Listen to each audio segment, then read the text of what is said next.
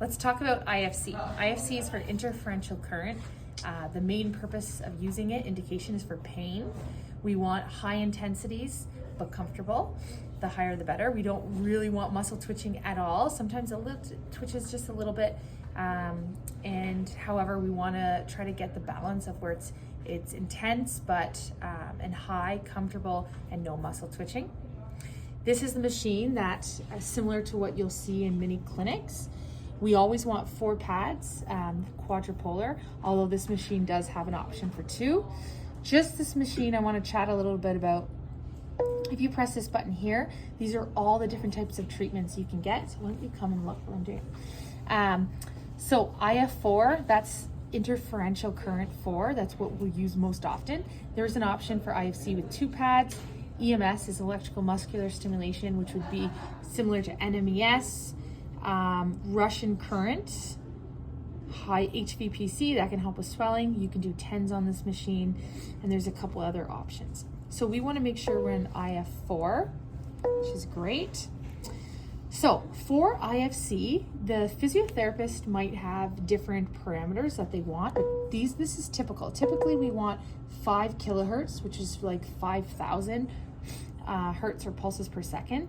We know that this frequency, it's medium frequency, but it's the most optimal for comfort and to not elicit muscle contractions. So that is pretty typical to do 5. You can either choose to have it modulated or not. So here we see the consistency and here we see some variability. So if we choose no modulation, this is what it'll kind of show up and look like. The interferential frequency, otherwise known as the beat frequency, will be 1 number. That's it. Often it's 50. Sometimes it's 100. It can be in between. Really depends on the therapist and what's prescribed. Often we do IFC for 15 minutes. It can be 10, it can be 20. It really depends. The vector sweep, that has to do with the angles. We have 2 pads here, 2 pads here. They intersect. The resultant beat frequency is really what the therapeutic benefit is. The vector has to do with where that main connection point happens in simplest terms. The higher the number, the more variability and the more change in that intersection point. So that we can still change. If we don't want variability, we would keep it to 0. So this would be no modulation. I prefer modulation because there's less chance for accommodation.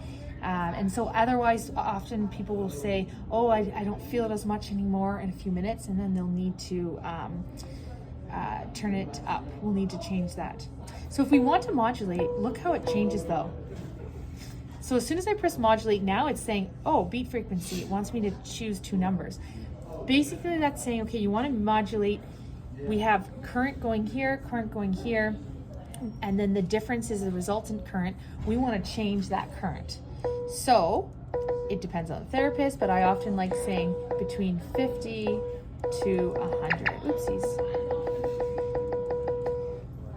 So now we know the beat frequency is going to change 50, 60, 70, 80, 90, 100. That'll keep it variable. We still keep the main one at 5,000. And then the vector sweep, we again can still choose to have it or not. When we're ready to turn it up, there's settings you can choose if you want sounds, like therapeutic sounds, you can have it off or not. This one's loud, which is fine, whatever you want. When it's time to turn it up, you can use this to turn it up. I would go very slow. Tell me when you start to feel it. Okay, let's say they start to feel it. Now tell me when it gets slightly uncomfortable, and as soon as you say that, I'll turn it down, because we want high and comfortable, because that's what research tells us. And then they say, oh, it's slightly uncomfortable. Okay, I'm going to turn it down. Does that feel better? Good. Does it feel high, comfortable? Great. If you want to disassociate, notice how if I do this one, it changes, it puts them out of sync. That's just the intensity. There might be reasons why you want to do that if there was a more sensitive area, but typically we do it together. But as you notice, once you touch this guy, it moves out of sync. This is an automatic stop. I would show them this, say at any point, this is kind of like if you feel like it's uncomfortable, you can ring the bell or you can press this to shut off. That gives them the power and comfort. Otherwise, you would leave them a bell for sure as well.